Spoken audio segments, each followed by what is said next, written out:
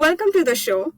Today I'm sitting with Nadine Niba, a leadership coach and author of bestselling book Quarterback, a corporate leadership and strategy guide.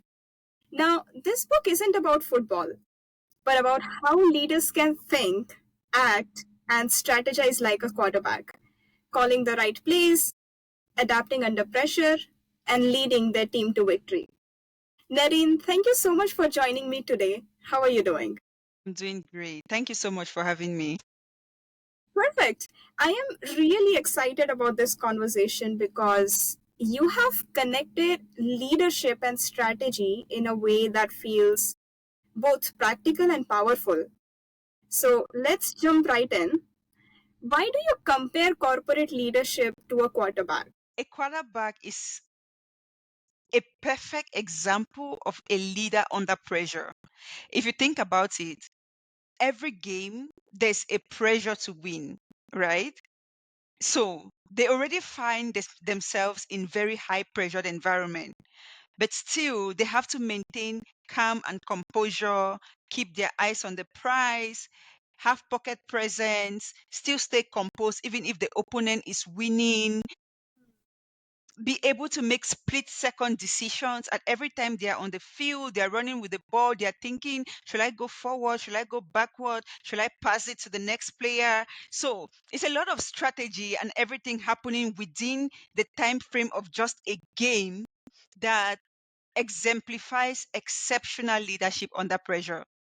But there's another part of it. I wanted to make the conversation of leadership and career development fun, just the way um, when people go to the pub to watch a game, they are in their best selves, they wear their jeans, they've rolled their sleeves up, they are speaking without restrictions, like just bringing their best selves to the table. So you see that joy that people have when they're out doing activities that they love.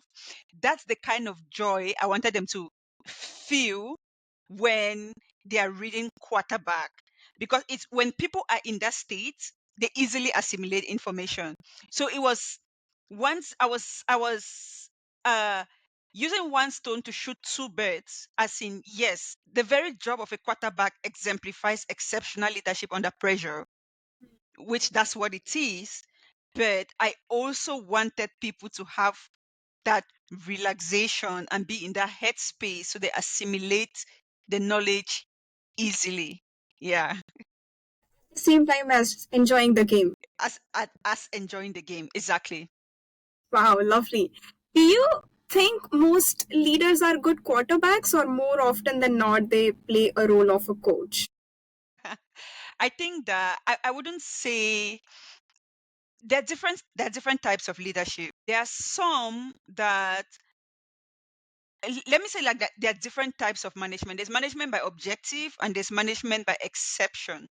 Hmm. Management by exception is more of the manager letting their people bring their best selves to the table and letting them use their creativity and everything and only stepping in when things go wrong, which I like that management style because it gives people a chance to develop.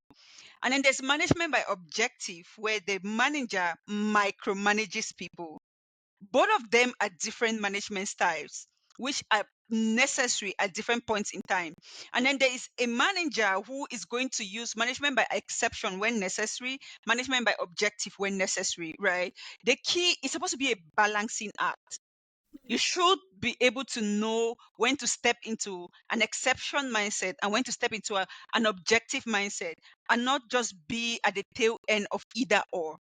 So I use that management analogy to say that I wouldn't necessarily say that there's one perfect leadership style that works for everything, but just like life or with the game of sports, it's supposed to be a balancing act. So I think that that is the point where most people struggle. It's the struggle in the balancing, because they either tend to be uh, too much on one end of the scale, or on the other end of the scale, and not being in the middle to Hmm. balance. If I'm not an exception.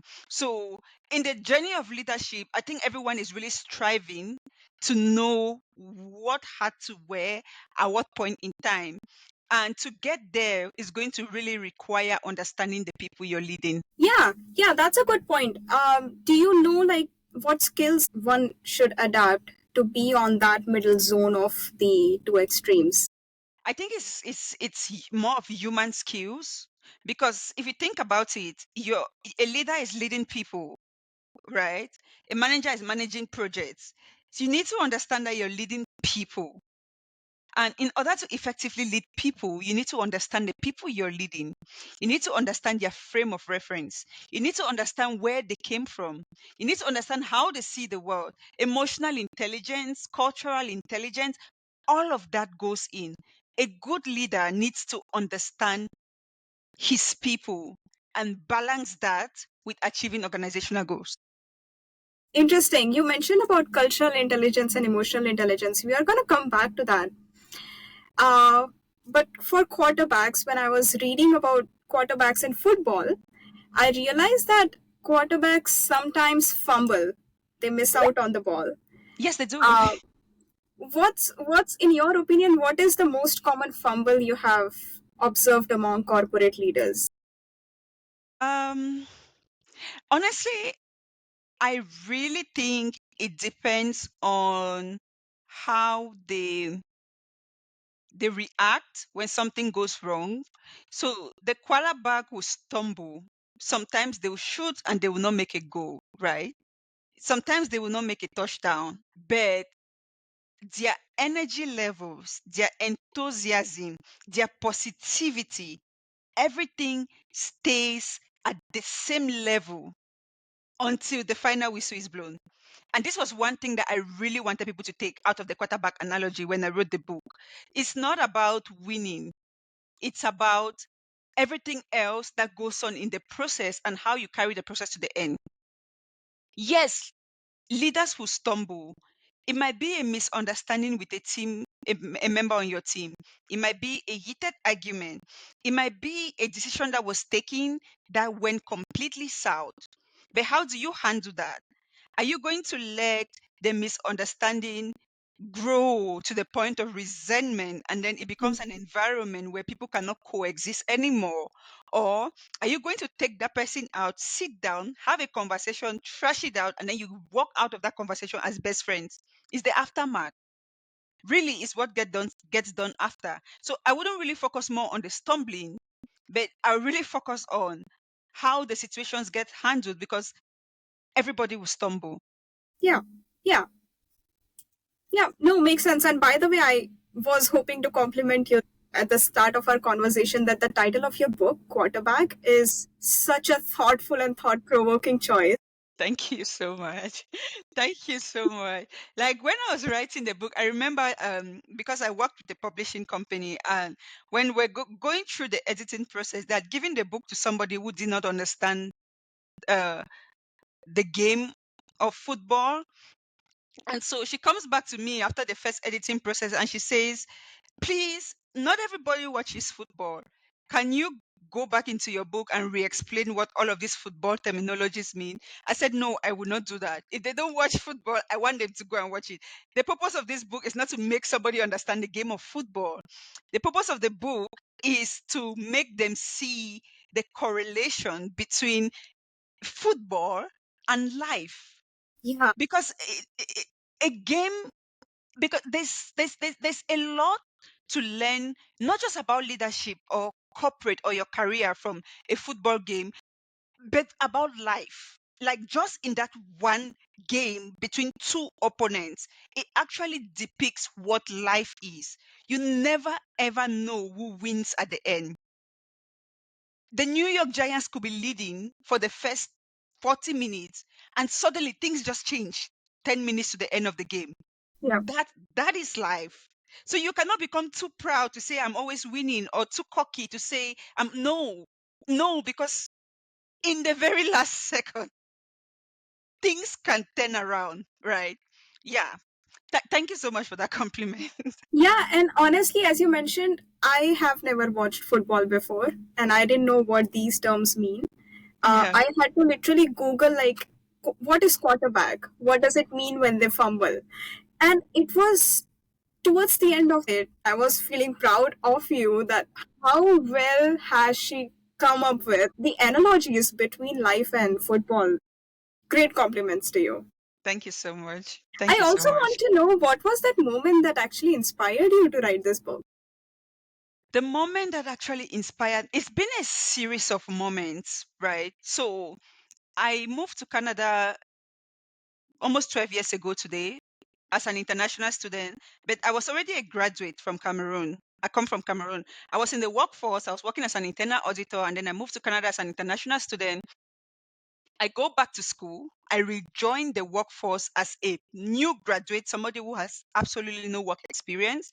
Even though I had over 3 years of work experience back home, shock number one, I went back to the drawing board from scratch. Then talk about the challenges of going through corporate America. We don't understand your accent. Can you speak more clearly? One day I dressed up to work and someone looked at me and said, "Is it a cultural day in your country?" Because I was wearing my cultural attire. I feel that. Exactly. And then in all the organizations that I worked for, I always led the Black Professional Network. I was always that person that when people were going through all of these like little microaggressions or just struggling to fit in or just struggling to understand the culture, they'll come talk to me and say, "Hey Nadine, I'm struggling with this. Hey Nadine, I feel like when I speak, they don't hear me." People always keep saying, "Can you repeat yourself? Can you repeat yourself?" So it was a long time coming, seeing all of these struggles, including mine.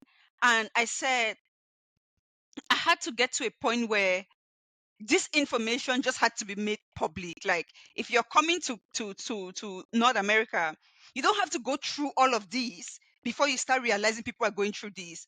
I've seen enough. I've experienced enough myself. I've spoken to so many people who have experienced enough. It's time to empower ourselves. So that was what drove me to writing Quarterback. So it was putting down all the lessons I had learned for over a decade in corporate North America, and it was not just my lessons. If you look at the book, it's not just me. This is my story and the story of so many other immigrants that I had spoken to over the years. So it's not just my story. My story alone, I'm just one of over 10,000 people did not qualify to be, this is what we go through. That could be unique to me. But I realized that the more I spoke to people, everyone was going through the same challenge, unique to themselves, but the foundation of it was the same. Yeah, Somebody from Brazil will say, "I feel like I speak, they don't understand me." And then he's talking to me and he's thinking he's the only one feeling that. And then somebody from India will say the same thing. And then somebody from Africa will say the same thing, right? Different backgrounds, different people, unique experiences, foundationally the same issue. So what can be done about this? So then I wrote Quarterback not from the perspective of, "Oh, okay, these are the issues we go through, come and pity us." No, it's from the perspective of, yes, we are different, yes, we migrated to this country, but we came with such rich, diverse experiences and backgrounds that gives us an advantage. So yeah, we have to own it, we have to be confident about that. And when you go into a meeting and you speak and somebody says, "I did not understand what you said," you proudly repeat yourself and say, "Did you understand me right now? Do you need me to explain it in another way?" Without yeah. taking it personally. Hmm. Yeah. So when I speak and someone says, "I don't understand what you said," I ask them the question, "Is there something you need me to clarify?" I'm going to go deep down and clarify it because I understand the technicality of what I'm saying. Yeah, I yeah, never take it as a punch to my character. Some may ask that question with an intent to make you feel less of yourself.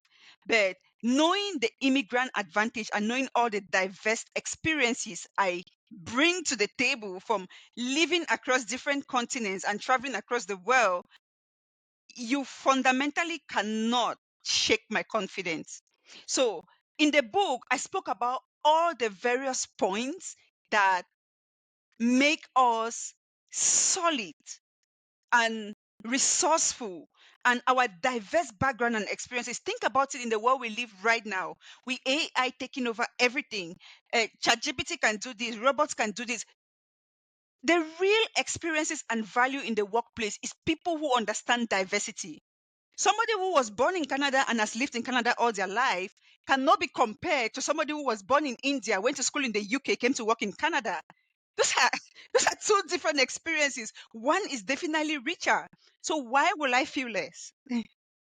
Oh, and I like the way you like shared your story, and it is of course story of not just you but millions of immigrants who come to this country, that instead of feeling underconfident when you're asked to repeat yourself, feel confident and then check with them if they understood, and if not, Yes, feel free to repeat yourself. exactly.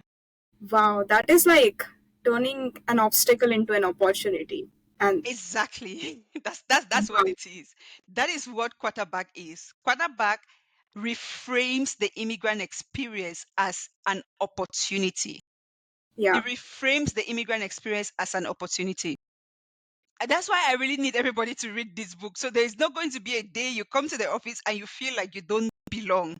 You more than belong. You're 110% qualified to be there, and the value you're bringing to the table is just as equal as anybody else who is in the room. Yeah, and I think more often than not, and feel free to correct me here, more often than not, I think it's not other people who are misunderstanding us, it's us feeling underconfident about ourselves. Yes, That yes, is big of a problem. exactly. And so I started Quarterback. The very first chapter of Quarterback talks about the immigrant experience because I identified that problem. There's also the issue of most immigrants just not feeling confident in themselves. So I Hmm. started by addressing that because there's a difference. If I say, "Oh, I come from India. I don't know if I'm gonna speak, and they'll hear me, so I'm just gonna sit quiet." That self-talk is different from I came from India. I survived immigrating from India to Canada. I rebuilt my life from scratch. I learned a new system. I learned a new culture. That means I have grit, I have resilience. I can start from scratch at any time. I'm a solid person. My level of resilience is up there. And so I'm here because I worked hard for it and I earned it. There's no way somebody who thinks of themselves like that will be losing their confidence for no reason. Yeah, looking at the positive side of a coin. Exactly. And there's a Harvard Business School research that backs this. People who have lived in more than one continent have a higher sense of self, which Hmm. translates to more value in a workplace than people who haven't. So I brought in the Harvard research into the book because I didn't just want to speak from this is what I think. It was what I thought for a very long time. And then I found the Harvard article and I was like, bingo. I wasn't just thinking this thing is backed by data and research. So we have to own our unique stories, own our experiences, carry it with pride. Talk about it when you're talking about yourself. It grows your confidence because nobody did you a favor by giving you a job. You're there because you worked hard for it, you're qualified for it, and you earned it. Yeah, yeah, yeah. Wow, very inspirational. Very inspirational. I'm taking a moment to process all this. It's so thought provoking. Perfect. Is there a chapter of your book that you secretly hope every reader underlines? Oh my goodness. So you know what? When I'm reading the book, like I'll tell you what happened to me. So 1 week after the book was released, like everybody else, I purchased a copy for myself from Amazon. I purchased a copy of my book. And so I sat down and I was reading it and I was underlining almost every page. Like I ended up having like yellow highlights all over the book. And so I went to my dad and I said, "Dad, I don't understand this. I wrote this book. I know what is inside. Why am I reading it and underlining it?" And then he said that when you're writing a book, you get into a writer's zone at the time of writing. I'm a Christian. I truly believe that I didn't write that book. I think it was God writing through me. And this is the statement I made after I read the book, after it was released, because I bought a copy and I read it. And then I'm having this conversation with my dad. And then he said, "What is happening to you confirms the fact that it was God writing through you, one. However, there's also something like getting into a writer's zone. So when you're writing, you're so zoned in that the ideas flow. Hmm. And then when you are done writing, it's almost like you're a different person because you're out of that creative Yeah. space. And I was like, oh, this makes sense. Because I remember when I was writing the book, when I sit on my computer and I'm writing, my mom will come to say, hey, Nadine, food is ready. Do you want to come eat? I'm like, no, it's flowing. Don't disturb. I used to sit on my desk like 9 a.m. and I wouldn't get up till midnight because when it starts flowing, I just enjoy the process of writing that I don't want to stop. Hmm. Yeah, that was the experience I had writing the book. And then that aha moment after the fact when I read my own book and I was underlining every part of it. And then my dad also got a copy for himself and he experienced the same thing. One day after the book went live, I was at an event in Calgary, a Black Nod Initiative event. And this girl runs up to me and she's like, oh my God, Nadine, I read your book. And then she was opening the pages. She had highlighted from page one. I almost had an out of body experience. I looked at her and I was like, oh my goodness, what just happened? Yeah. Yeah. Yeah, I'm really glad, and maybe I'll say the real word is humbled by the fact that God used me to do this, and it actually truly had a positive impact on people's lives. Hmm. People have reached out to me from the UK. People in the UK are reading the book. I've spoken to people I've never spoken before who just reached out to me. And then we got on a call and they were just telling me about their experiences, that I saw all of this in your book. Thank you so much. I've spoken to people from the US. Like the number of people I've spoken to after the book went live who bought the book and read it. I say to myself that if the reason why I wrote this book was just to touch these lives, the purpose of the book has been achieved. Wow, that's so impressive. That is extremely impressive. Nadine, talking about leadership advice, what is the worst leadership advice you have ever received? The worst leadership advice I've ever received. Mm. Actually, I haven't received a bad leadership advice before. No, Or do you have a best leadership advice that you have received? I don't think there's a best leadership advice, but there's a good leadership advice that I learned in my teenage years when I used to be part of Junior Chamber International in Cameroon. And the one thing that they always said to us over and over and over again was that leadership is service. Hmm. Yes, leadership is service. Leadership is service. You're not there to tell people what to do. You're there to do the right thing and let them follow. Yes. And a lot about leadership is not about what you can do.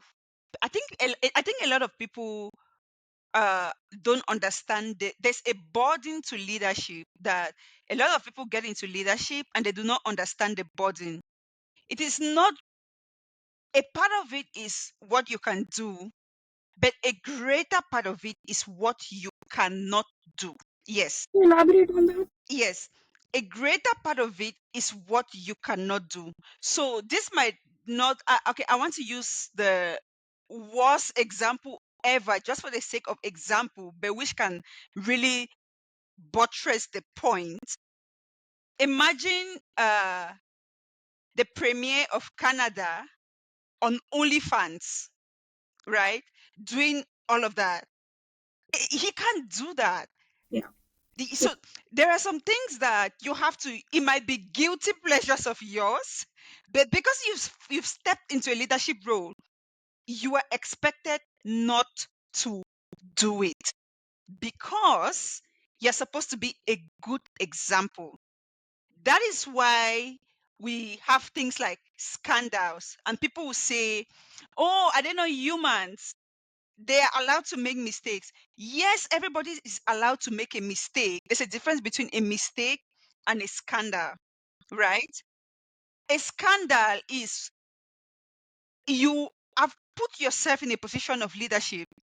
You're expected to do the right thing and teach by example, right? There's some things that is an absolute no for you. Absolutely, you absolutely should not be doing it. Hmm. because you have to be careful not to mislead people, Yeah, right? You have understanding to the be responsibility. exactly. Your voice now carries weight. So even before you weigh a personal opinion on something, you have to think about it. And quite frankly, it is not supposed to be your personal opinion. It's supposed to be a factual opinion. Your personal opinion may be something otherwise, but is that factual? If you put your personal opinion out there, it might lead people astray. You can't be putting things out there that are not backed by data. Oh, a lot about leadership is what you cannot do. You can't just go out and be talking recklessly and just be saying things because everybody else is saying things. Yeah, it's freedom of speech. To a large extent, a leader does not really have freedom of speech like that. Yeah. So I threw this out there because this is quite frankly one of the mistakes I've seen a lot of people who are assumed a leadership position make. They fail to grasp the concept of what I'm no longer allowed to do. They only look at what they can do. There are also things that are what you are not allowed to do. Hmm. Yeah. Yeah, I think leaders like this who probably struggle with understanding that they cannot do some things, struggle with grabbing respect in the long term.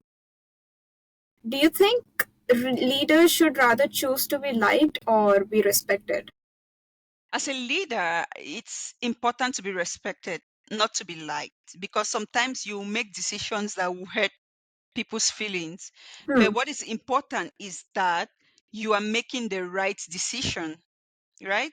What's important is that, and it still goes back to what you cannot do. The natural human tendency is that I want to be liked. So I want to do things that will make people like me. But as a leader, you're called to do the right thing, not the thing that will make people like you. So you see the conversation between what you have to do and what you cannot do. Yes, that is the burden of leadership.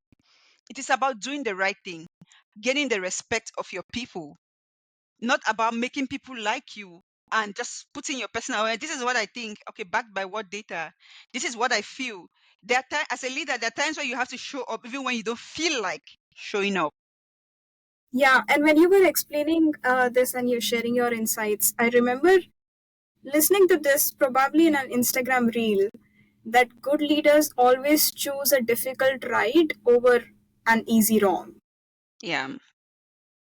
Yeah. That's that's so great. In your opinion, what is a harsh reality about corporate leadership today that probably no course textbook will teach? The harsh reality that I've seen in corporate leadership is a lot of, let me not say a lot of, let me just use some.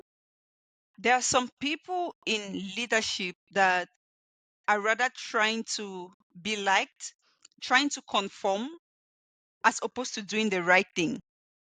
And so, even when they see a wrong thing, they may not necessarily address it or call it out because they want to maintain a certain status quo, or they want to look great in front of certain people that might give them high races or propel them to a next level.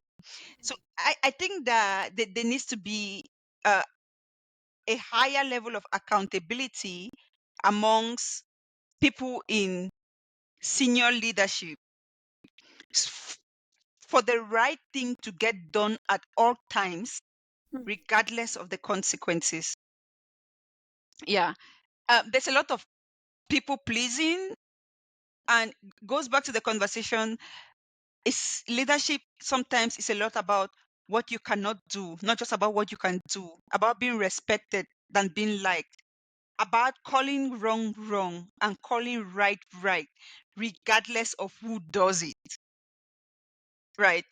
That's, I think for some people, that integrity filter is compromised. Yeah. It's been tainted by a desire to, different desires. It could be a desire to, I need this person to promote me next 6 months. I need this person to give me this kind of raise. And it's tainted by personal desires in the quest for climbing the corporate ladder.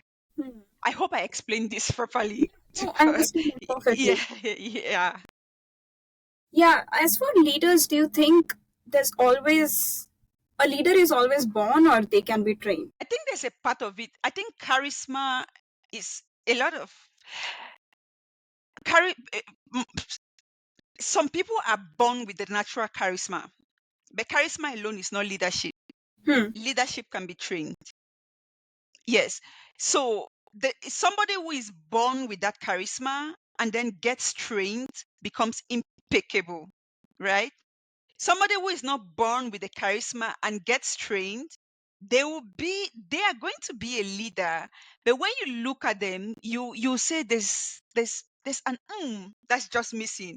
Like, look at this person, look at their courage, look at how they talk, look at how they carry themselves, look at how they walk. That's something that people get born with, or it gets embedded or formed within them in their early childhood stages.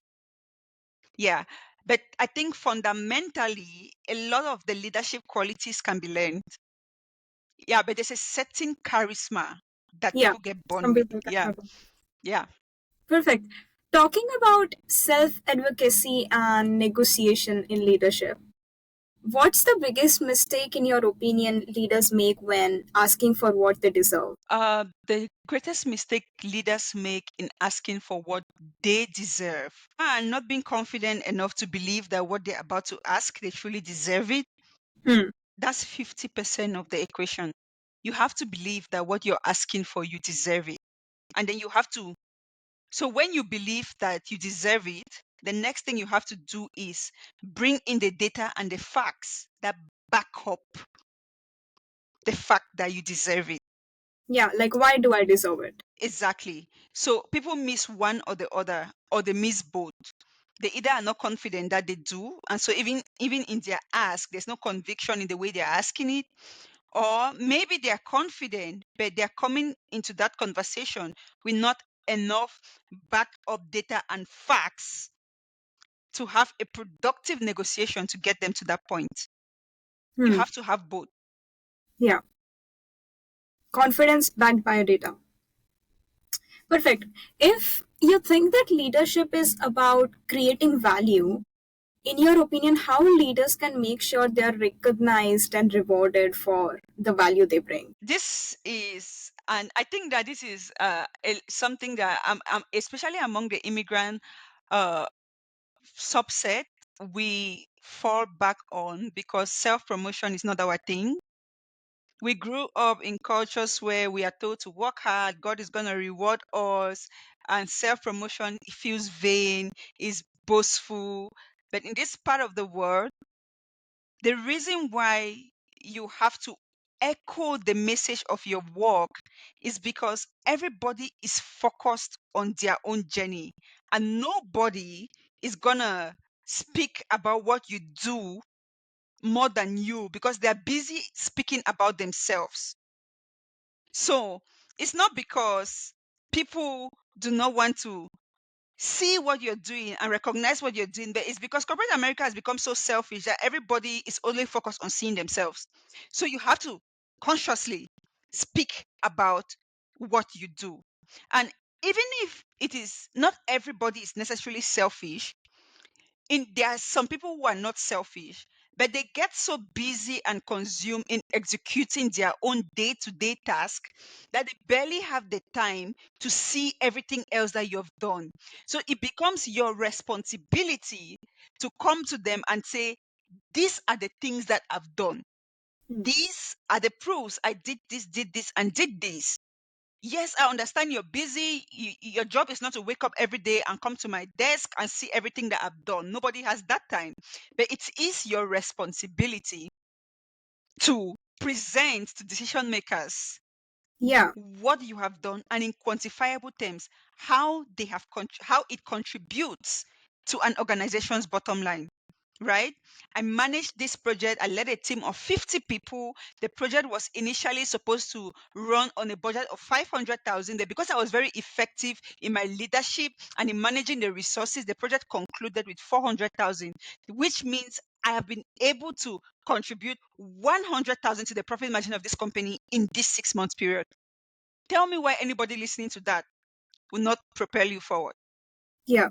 No, I agree. And this boils down to being confident about yourself, and that should be backed by data. Yes, being confident about yourself, and that should be backed by data. And in what I just said, somebody else will not be able to analyze right down to the T how much you saved. Somebody else can do that for you. So, no, it's not vain, it's not self promotion, it's facts. You just have to state the facts. Yeah. Yeah, Yeah. And talking about it, as simple as exactly. just talking about it. Yes. Love it. We talked about cultural intelligence and cultural differences among team members. By the way, I like it you say it as cultural intelligence. Do you think leaders today require to possess cultural intelligence, or if so, how they can adapt qualities of being a culturally intelligent leader? Cultural intelligence is not just a buzzword. Cultural intelligence, more than anything else, is absolutely necessary for every leader to have in today's day and age. Why? Because there is no company that does not have at least people from like 17 different countries working in that company. And trust me, people from different cultures see things differently. Some cultures are not very forward in contributing ideas in meetings. They tend to listen, analyze before they speak, right? Some cultures are not very direct in giving feedback. That's the Canadian culture. They tend to sandwich, oh, you did this nice, you should have done this. And then you come out of the conversation and you're like, was that good or was that bad? And then your feedback comes and then you get rated a 3. And you're like, but he said I did amazing. He just didn't know how to give you direct feedback, right? Yeah, yeah. Some cultures, like the African culture where I come from, we are straight shooters. We shoot to the point. I think you didn't do well on this project. We say it as it is. Now, if you are a leader, you need to understand these individual nuances, right? Some cultures, like in the Arabic culture, women wrap their hair. And there's a lot of things that they cannot do. They have to pray at certain times. And you cannot, as a leader, say that I'm going to penalize this person because at 2 p.m. when she had to be on her desk, she was in the room praying. No, you cannot do that. Right. You can't say, oh, Nadine is a very aggressive black woman because she gives direct feedback. Somebody is somewhere else crying that I received very great feedback, but my written feedback was very poor because another person delivered feedback in a way that sounded overly nice. Right. There's pluses and minuses to how every culture receives information, processes information, how they see time, how they see speaking up in meetings. Some cultures, the culture that I come from, when you walk into a room and there is an elderly person in the room, they are supposed to greet you first. It is disrespectful to greet them first. And so then if I walk into a room and I see an elderly person and I'm looking at them, somebody might say, oh my God, this girl is so rude. She does not greet. But that is my culture. That's the way I was brought up, right? So you can't write me off for behaving in the way and manner that I've grown and be conditioned to live my whole life. So leaders need to understand these nuances and not um write people off so fast when they are just demonstrating their culture. You need to be patient with people. If you are a leader and you prefer everybody to come into the room and greet everybody, and this person comes in 4 times and they rather wait for you to greet first, you might have a conversation with them and they might tell you, oh, in my culture, this is how it's done. And you say, okay, on this team, I would like us to do it this way for the team's rules. Patience, that's different as opposed to writing them off. I've seen leaders who will just go into performance review meeting. I'm like, this person, they hardly greet people. There's just something about their attitude. I think they're so cold. I think they're so like they are judging people through the lens of their own way that they grew up. That's wrong. Yeah, You yeah, cannot be a leader if you're not open to other ways of thinking, other ways of doing things. Your way is not the best way. Guess what? This person who you think their culture means they're cold and rude and whatever, 6 months down the line, you might have a project that is supposed to be executed in Africa. And Yeah. the CEO of the company from Africa will be very happy to see this person on the team, and they'll rather connect, right? And in that instance, this person is going to be the most valuable asset for the company. Hmm. But what if, because you didn't understand their culture, you kick them out? Yeah. Yeah. Yeah. Yeah. So I think a fundamental leadership a characteristic or necessity, especially now in the world we are living in right now, where my team, for example, there's somebody from every continent. I've done my best to have a conversation with everyone to understand how things are done, how they see conversations.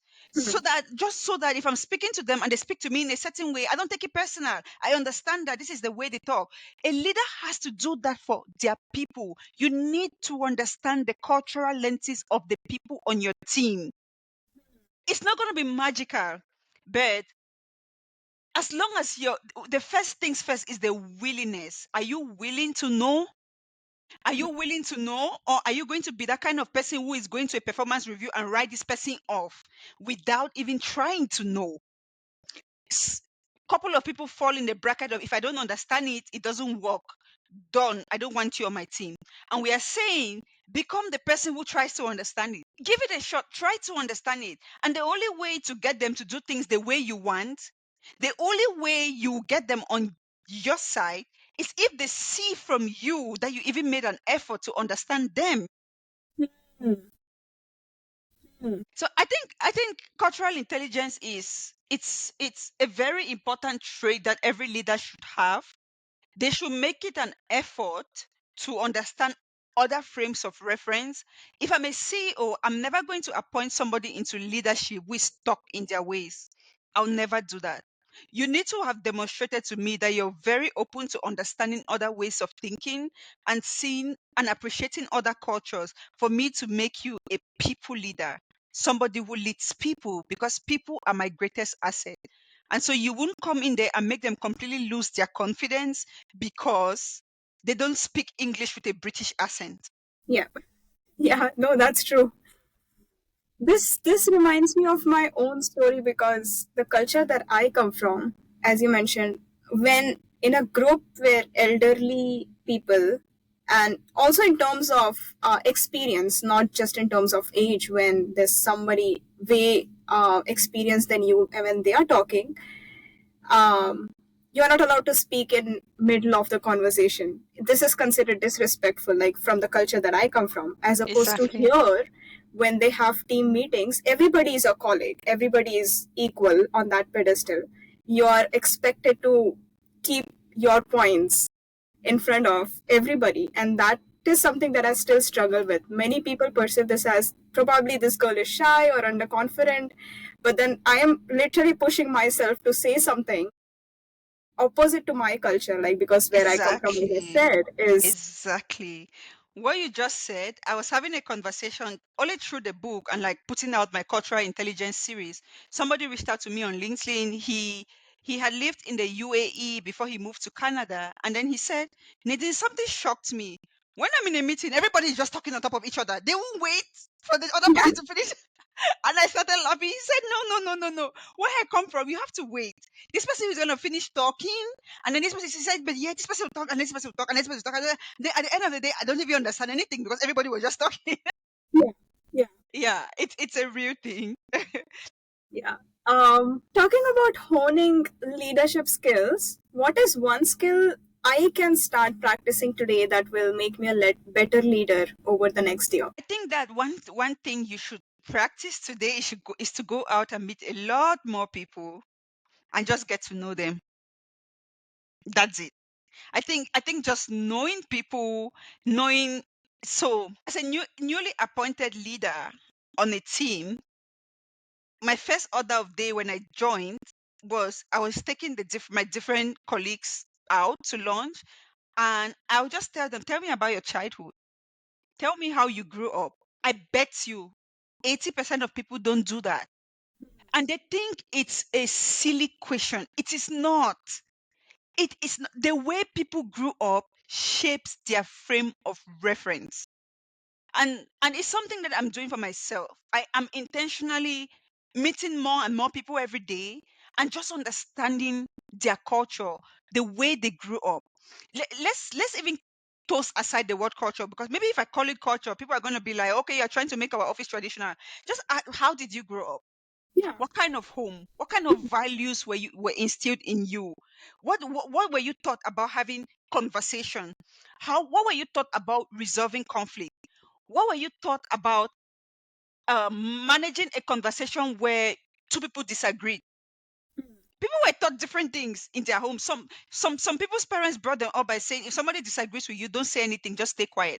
And they will not say anything. Other people say, if someone says something, they don't disagree, confront it head on. Speak back, and then they speak back, and then they speak back. Two different upbringings, right? So I think one thing that you can do for yourself, which I'm also doing for myself, is just understanding there's so many diverse people that are out there. The world, like we have Brazil, Ethiopia. In Africa, there's Ethiopia, there's South Africa, there's Zimbabwe, there's Malawi, there's India, there's Pakistan. Do you know that I used to think India and Pakistan were the same? And then I have an Indian and a Pakistani on my team, and I said, "You guys don't come from the same place." They're like, "No, we don't come from the same place." Oh, okay. So tell me, this is how we do things here, and this is how we do things here. Different. People might look the same, but they come from two different places and they see things differently. How do great leaders balance empathy with tough decision making? Remember when I said it's a balancing act? You can balance empathy with tough decision making. I'll give you an example of how something like this has played out for me. I was working on a project and I had somebody on my team who was dealing with a difficult family situation, right? Empathy, emotional intelligence required that I did not write this person off and say, oh, your performance is poor, done, off my team. A lot of people do that. Oh, this person is not performing, I'm taking them off my project. I sat down with him and I said, what's going on? Tell me. And he opened up to me and he said, I'm dealing with all of these issues. I said, okay, this is what I'm going to do. I'll reduce your workload for now and just allow you do this. I'm going to get the rest of the team to take on more. I'll make them understand that this is what is going on. I'm going to give you about 2 months to sort yourself out. Now, 2 months comes, his performance did not improve. I go to him and I said, okay, we agreed that you'll be able to bring back your full self by 2 months, but I'm not seeing it. So I think I'll have to force you to take a sick leave and go home and rest. So it's not that difficult if you follow due process. You empathize, but you have deadlines. Within this time frame, if I give you the support and you're not able to, what's the next course of action? We are going to implement the next course of action. So it's objective and it's an agreement between you and the person. So then they are not feeling offended because they know that you empathized and you said, we are going to pick up the weight. But if at this time you're not able to sort this is a business to run, we also have to make profit, then I think the next best course of action would be for you to just step away for a while, sort yourself out, and then come back when you're ready.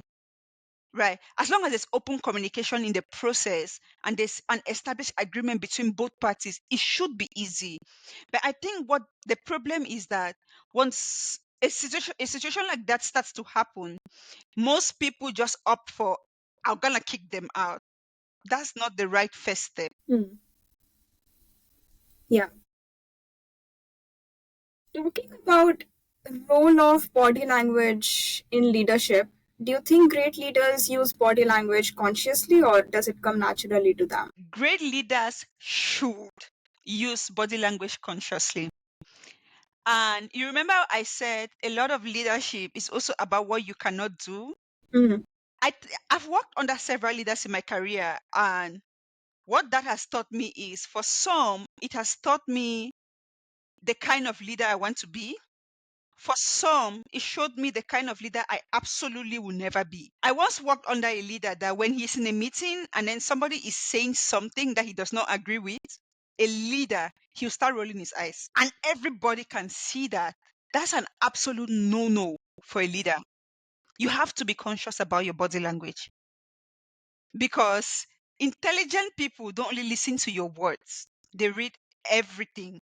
According to him, he may not have said anything, but he said a lot more Yeah. than his words, than the silent words. Yeah. What are some subtle body language cues that instantly signal confidence in leaders? I think eye contact. Okay. Yeah. Eye contact is very important. When you're talking to people, you need to make eye contact. I think hand gestures, not too much, just the right amount. Yeah. And a confident courage. Yeah. Yeah. Perfect. Perfect. Thank you, Nadine. What an incredible conversation. Thank you so much for sharing your thoughts from quarterback. And I hope we could do this again. We could do a part two of this Oh, episode. yeah. I look forward to it. I look And forward to it. I really like the way how you connected leadership and strategy through the lens of a quarterback. Before Thank you we so wrap up, much. do you have any final thoughts or message for our viewers? Please get a copy of Quarterback. It's on Amazon. Just type Quarterback An Immigrant's Guide to Corporate North America by Nadine Niba. I promise you, you won't regret it. You'll love the book. And reach out to me on LinkedIn if you want us to have a chat. I'm very open. We're going to talk. Perfect. We'll do that once as well. Yeah, definitely. Perfect. For everyone who is listening, I hope this episode leaves you thinking about you can step up as quarterback in your own leadership journey. If you enjoyed the episode, don't forget to share it with someone who is passionate about leadership and strategy. And of course, check out Nadine's book, Quarterback, for a deeper dive. Thank Thank you so much, and we'll chat again. All right. Bye.